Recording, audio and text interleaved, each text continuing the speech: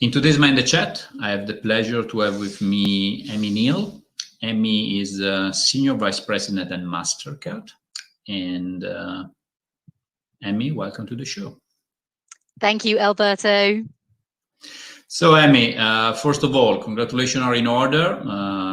As you know, MasterCard has been awarded as the 2020 Corporate Startup Star. So congratulations, you made it. Thank you so much. We're obviously absolutely thrilled with the award, so hugely appreciated. A lot of people work very hard on this topic, so yeah, it's great to see the recognition. So again, typically awards follow a lot of good activities that not started yesterday, but started some times ago. And so I think the first point, or the first question I'd like to ask you is, what is the overall approach of large corporate as MasterCard to innovation? As you know, innovation, specifically open innovation, is not a one-way road. We typically use a framework to try to capture the multiple modes open innovation typically might be run, and not necessarily all the corporates have to implement all of these measures. But again, we see that today open innovation involves different tools ranging from the venture client, meaning focus on partnership with startups, back to accelerators that now are an evolving beast, moving into different format, also referred as venture builder and startup studio.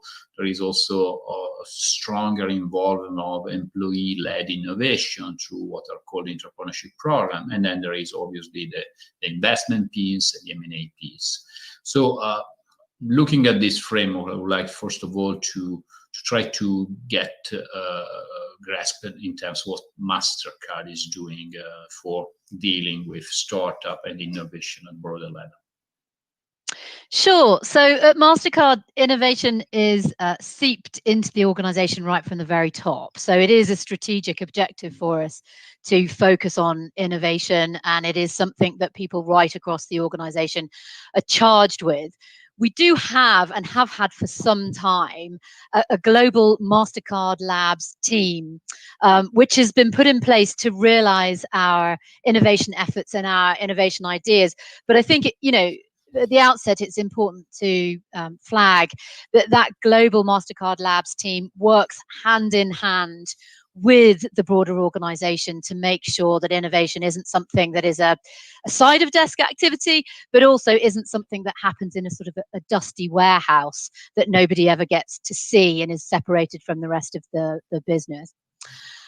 So MasterCard Labs has been in place for a number of years and has been very good at eating its own dog food when it comes to thinking about innovation and evolving over time.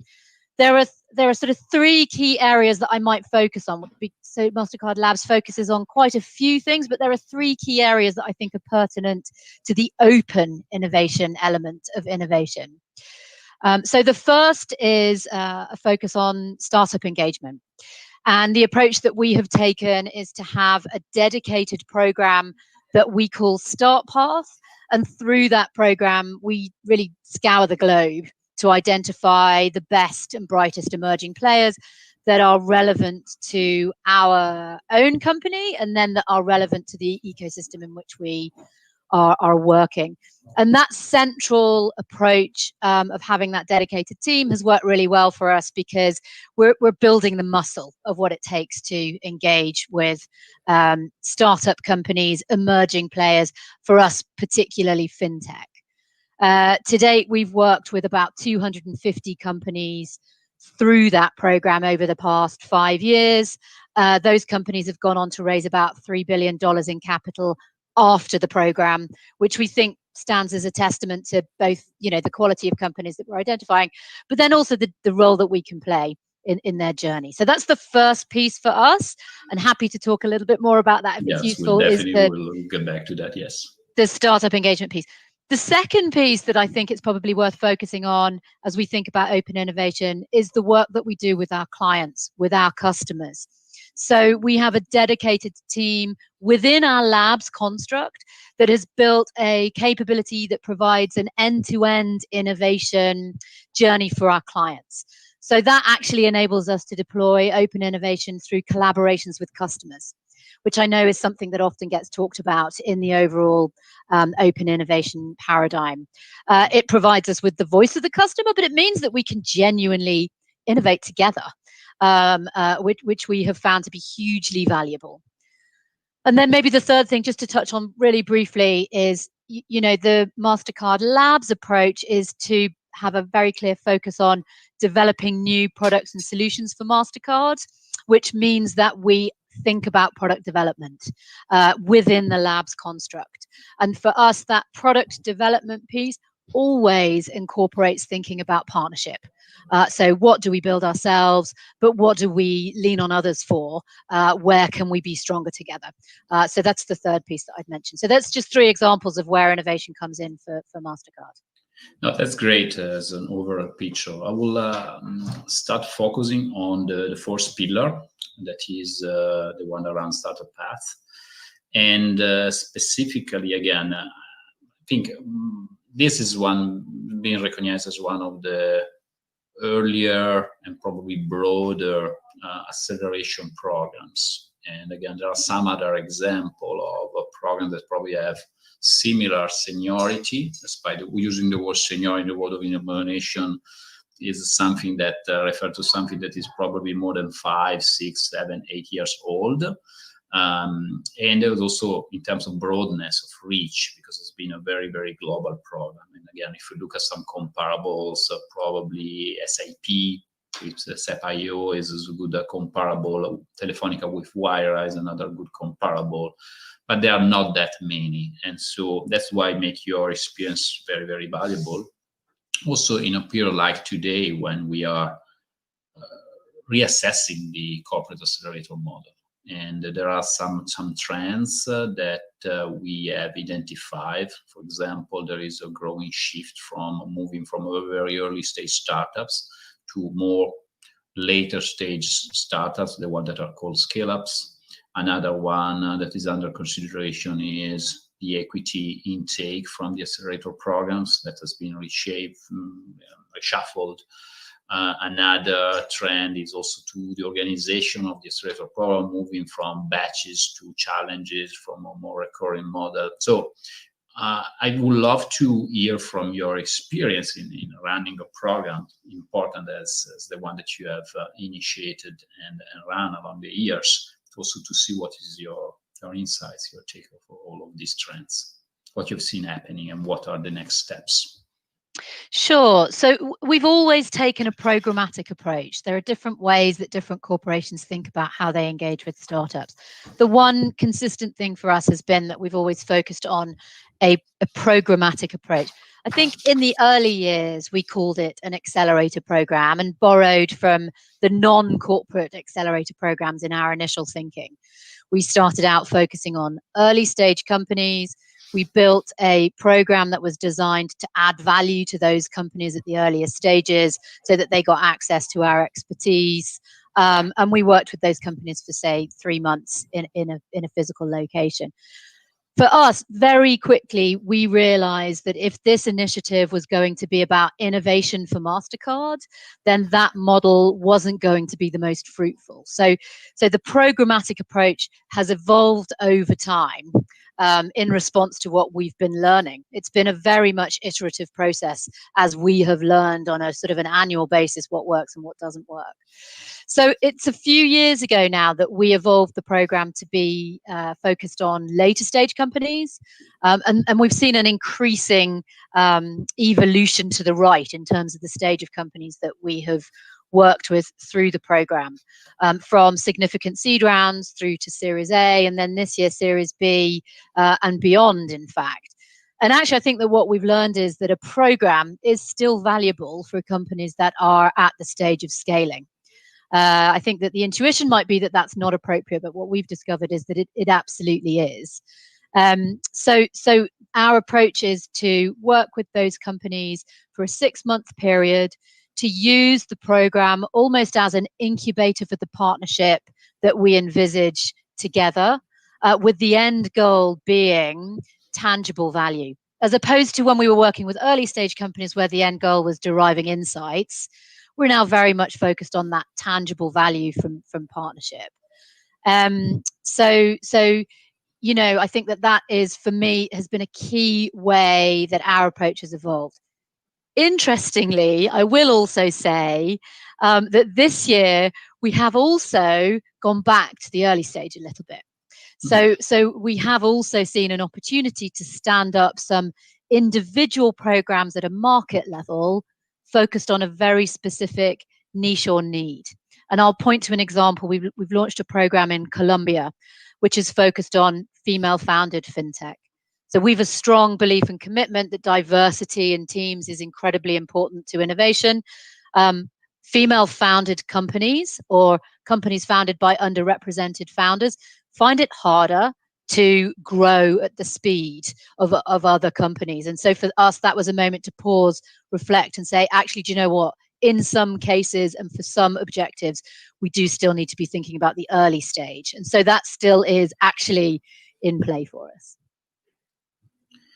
And so this is and going a bit more on the mechanics of the accelerator program. So first of all, how many locations, how many geographies are you covering?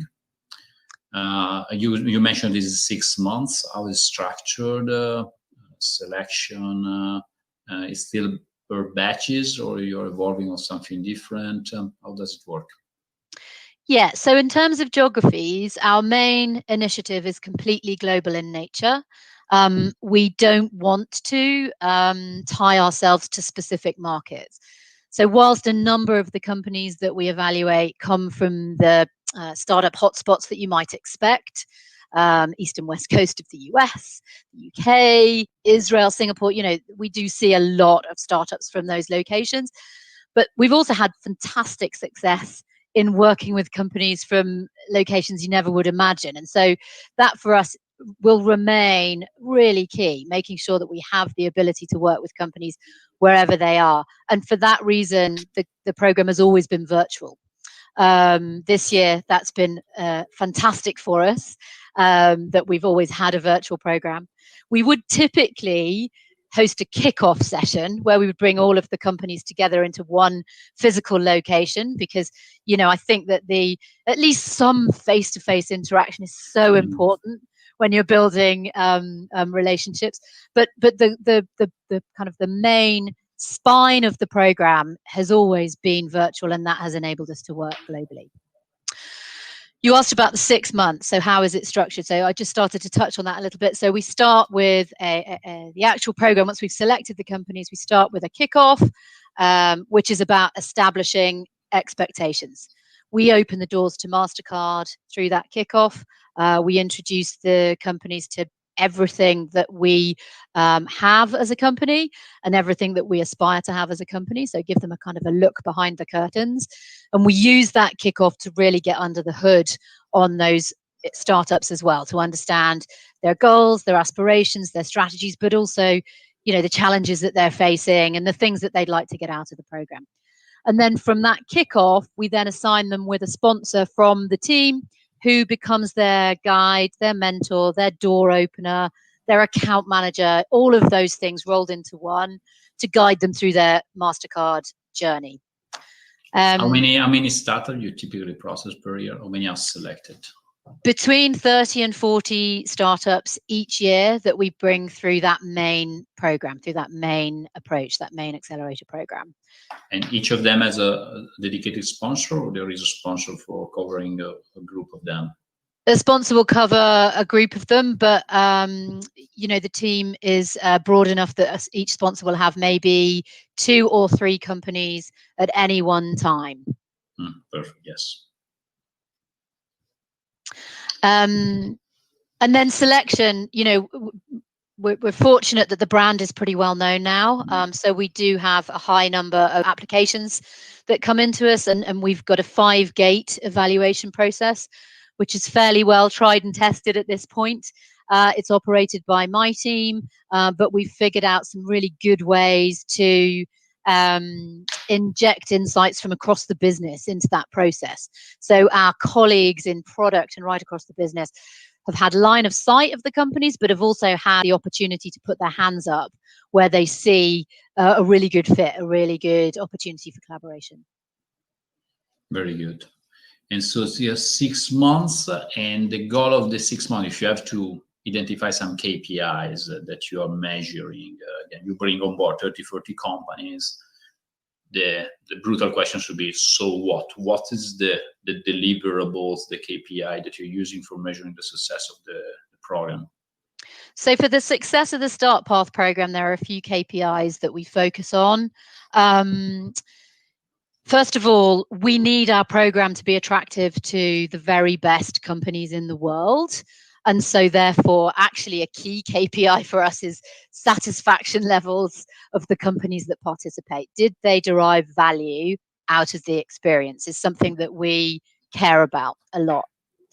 Then if we think about the more internal lens, we actually focus on the number of collaborations that we've stood up with those companies. And that for us is a broad swathe of activities. So it could be pilots run, POCs run, but it is also commercial deals, commercial engagements that we've stood up together, vendor relationships that we've crafted out of the program, and also joint go-to-market opportunities. Where have we found startups that are bringing something that is adjacent to our own assets, and we've gone to market together? So that for us is, from an internal point of view, what are the tangible engagements that we're deriving out of the program, and what's the projected value of those engagements for both us and the startups? That's very, very interesting. And looking at, again, a program like this, you mentioned that when you were referring to the track record, you mentioned this company were able to pass the program to raise a substantial amount of funding.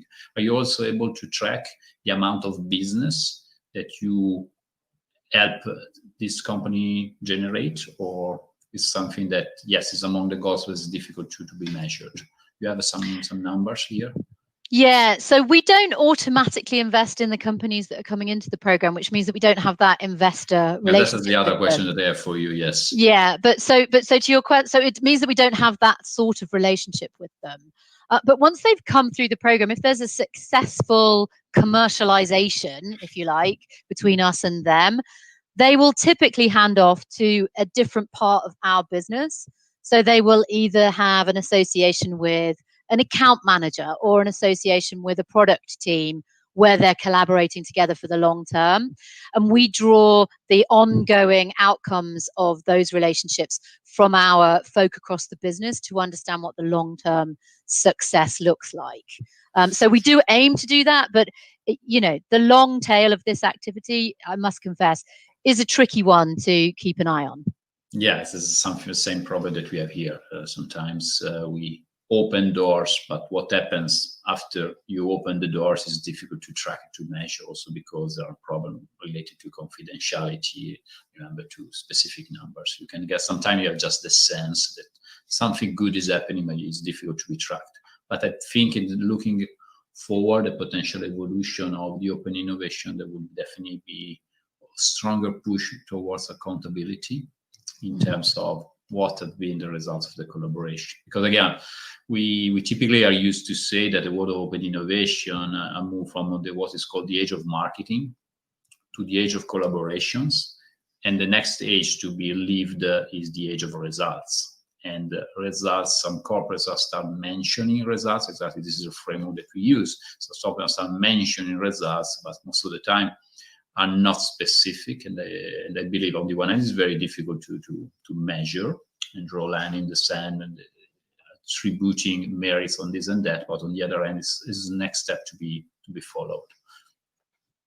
And it's probably worth mentioning briefly, so we track numbers of collaborations that go through the phases of the innovation funnel. So from concept, we've got a great idea for what we can achieve together, through to prototype, through to true commercialization where we're pushing out into the market. So we're tracking metrics to see what happens through that funnel, and commercialization, that end goal of the funnel. That's very clear for us. We're focused on making sure that we are pushing into the market together.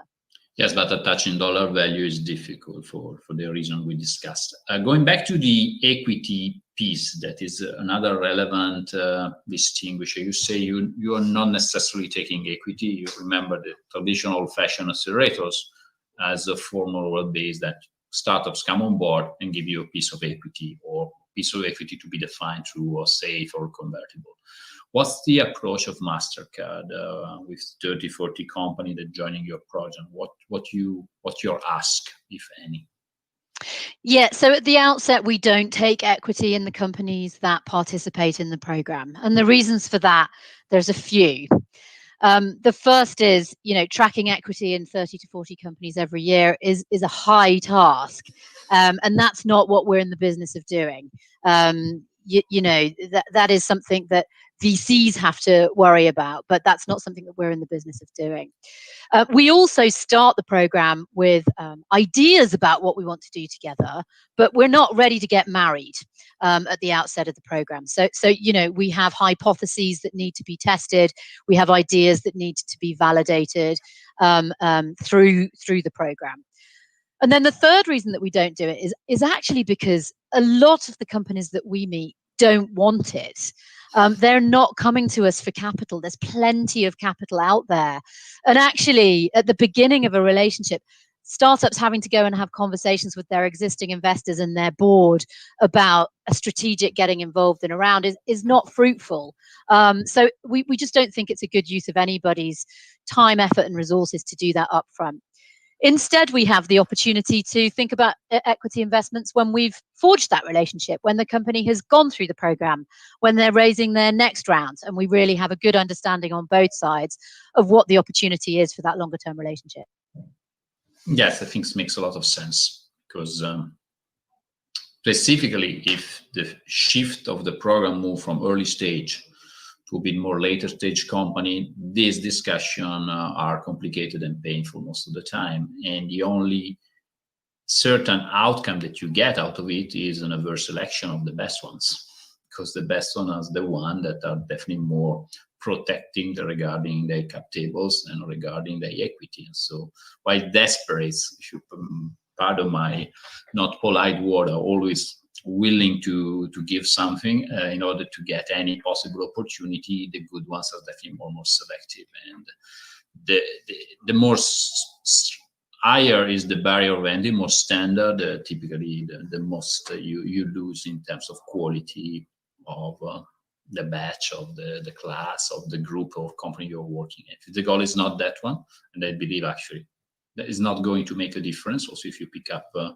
Airbnb on the world when they are infants, I think it doesn't make any sense to waste time on that. So that is another interesting trend in a certain way you're anticipating. And I believe that more and more accelerators, also not just corporate, but regular accelerators, are considering rethinking this approach, because it's very, very complicated. And finally, to close this discussion about the accelerators, you mentioned that you might have an opportunity to invest later on if there are the conditions, and probably I believe that this discussion might be probably pass through a sort of a warrant, something like that you might get if a collaboration is bringing some results. I don't know if it's the approach you're following, you follow a different approach. So we simply, we have an agreement with every company that participates in the program, and we simply have an option within that agreement to look at the next round of investment that they are raising. There are no upfront expectations around the valuation of that or anything around that. It's just simply the opportunity for us to take a look at that point in time and to think about whether the strategic opportunity is a fit for both of us. So you have an option to participate in the subsequent rounds, if any, and the valuation of the market will decide. Exactly right. Exactly. Price is standard, also, if that's perfectly fine. Talking about investment, this is the big piece that showed also the evolution of the accelerator. This is your way of engaging with startups. MasterCard is quite unusual, at least among the large Fortune 500, Forbes 2000 company, is a company that doesn't have a corporate venture capital fund. Again, based on our data, I believe that 70% of the Fortune 500 has a CVC fund, and MasterCard has not. Can you elaborate a bit more about this approach? So for us, the end goal is an open innovation end goal. It is to create opportunities through collaboration with the companies that we bring through the program, that we collaborate with through the organization. In my experience, a corporate venture capital fund typically has a return on investment goal, which is a little bit different to having a strategic partnership goal. A corporate venture capital fund will be thinking about the quality of the companies, regardless of the business development opportunity or the collaboration opportunity that the parent company can derive. For us, the objective is a different one. It is a recognition that partnership can be fantastic for the core goals of the business. And so that's why we approach it in that manner. And that's why we're very much a classic strategic, if you like, when we think about investment opportunities. Yes, I think it makes sense. And I believe there are one thing that we have learned working with so many corporates across the globe, that there is no silver bullet, and it's not a one-way road. Each corporate follow the one that definitely is more fitting with the culture, the environment. And we have, by the way, example of CVC that are actively supporting and enforcing the open innovation activities, and other that are pretty disconnected. So it's very difficult but it's important to understand your approach on the one hand. And so I believe that you are still open to make investments if the opportunity may arise, and you do off balance. If it means that it's more an opportunistic or more strategically linked activities rather than a structured process that is at a certain point needs also to meet financial goals, because you don't have a CVC just for purely strategic reason, because at the end it's not a good way of doing it. And moving to the next steps in the food chain that are acquisition, how does it work, the approach again? How does MasterCard approach the world of startup acquisition when it comes to time? How is typically the process starts? If you can make some examples, maybe. Sure. So I think, all companies think about their future development through the lens of build, partner, buy, and take a look at the pluses and minuses of each of those three, whether to build something in-house, using your own development resources, whether to partner with an organization outside, if speed to market is of critical importance, or whether to acquire if it's for a longer term purpose.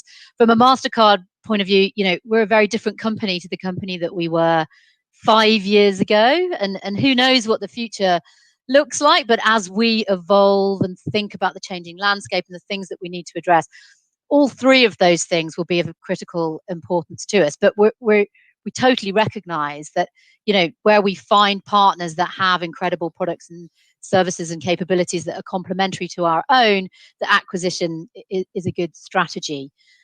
We've had some fantastic examples. This year, we received clearance to acquire the US fintech Finicity, which is a company that focuses on the open banking space, which is super exciting for us going forward. 3 years ago, we acquired a large European company called Vocalink, which enabled us to expand beyond just card rails as a payment and into ACH, account-to-account payments. We also acquired a company more recently called New Data in the fraud space, which thoroughly complemented existing products that we have. So there are great examples of acquisition where the assets of a third party have complemented what we have already, and also where those teams and their values have a very clear alliance and a complementary nature to the way that we think about going to market. So yeah, it's definitely part of the overall approach. That every organization does, because obviously at a certain point when you find a strong strategic alignment or a great fit or some specific assets that might be not required, the acquisition is definitely the fast track to bring them on board. Going back to the overall broad topic of open innovation and startup corporate collaboration, what are, in your opinion, the areas that as a company still need to be improved? Again, it's a journey, and all the journey, a lot of good stuff behind us, a lot of mistakes, and moving forward. What are the next steps? What are still the barriers that might be definitely lowered? What can be done to be even more performing? So for me, this is a relationship question. And for us at Mastercard, it's a question of making sure that innovation reaches all parts of the organization. Building relationships between large organizations and small organizations will always be a challenge. We tend to speak different languages. We have different incentive structures. We have different timelines. And that is always going to be there, because that's the nature of a large organization and a small organization. So for me, actually ensuring that both sides understand that the expectations are set appropriately at the outset is of absolute critical importance. Our CEO at Mastercard talks about a decency quotient. So acting not just with IQ and EQ, but acting with DQ. And so I think that that's something that we, as a dedicated internal team that thinks about this all of the time, is really focused on. We think about it, we bring it into every relationship that we build, but we're trying to instill it into every new relationship that we're building beyond our team as well. So for me, actually, the challenge question is one that is not going to be removed. It is about dealing with it rather than removing it. Yeah, definitely is a good point. And again, from your perspective, there are a lot of corporates that are joining the open innovation arena as we speak. So they're just at the beginning of the journey. So definitely have a long way ahead of them, but obviously they can fast track it. Also looking at experience of corporates that moved definitely earlier into the game. And so what are the tips that you can provide to corporates that are entering the open innovation arena nowadays? And so what can be done in order to fast track the process other than rebuilding everything from scratch? I think there is a lot that can be learned. Yeah, so I think for me, the recognition that it's a journey and that you're not going to be able to do everything on day one is of critical importance. That there are probably phases of building open innovation within your organization, and they're multi-year phases. So that for me, I think, is of importance. Something that has been very important for us is that we chose to build an internal team, so to build the muscle in-house. There are various ways of doing it, and working with third parties is incredibly valuable. Third parties that bring an open innovation capability and bring best practices of what they've seen elsewhere is hugely valuable. And then as well as that, we have found that having an internal team that's dedicated to it meets that approach really, really well. So I think that those are two things: understanding that it's a journey, and also thinking about who's going to be dedicated to it, and making sure that it is their day job and not their side of desk job. I think that those are key things that I would flag. Oh, and then the third thing, sorry, Alberto, the other thing that I would say is it needs to be win-win. You can't go into this endeavor just focusing on what's best for your company. You have to craft something that is also a win for the startups that you're engaging with. Yeah, I believe that this is very important. I believe that sometimes, again, we, as Mind the Bridge, we are working bridging startup to corporates, and we are in between. And the typical recommendation that we give to both parties is to try to play fair. Because if you are doing something that is the best for both ways, it's difficult that you might be wrong. While sometimes you are pushing something too much, left or right, one end or the other, at the end you are doing something that down the way will create problems to the relationship. Again, the more fair you are, the better. That is what I've seen, and that is my experience is telling. Going back to your past experience, there are some anecdotes, stories that you might tell that for you are quite revealing of some moment in time when you've seen the sort of acceleration of you have the perception that the work you were doing was really lining up in the right direction, and some moment at a certain way put you in a situation where you're always ready to give up. So something that you can remember. Because it happens also to all of us. That's a situation when you are ready to hit the wall. At a certain point, you find a door and you get in. Any anecdote stories that you can share? So let's start with the negative first. So I think that this probably goes back to my point about realizing that this is a journey. So I think that earlier on in our development, when we were a newer program within the walls of our organization, I think my team's expectations of what was possible were beyond what was achievable. And so I think for me, that was when we realized, okay, as well as finding fantastic companies and having our own hypotheses around what can be possible, we need to take time to build the brand.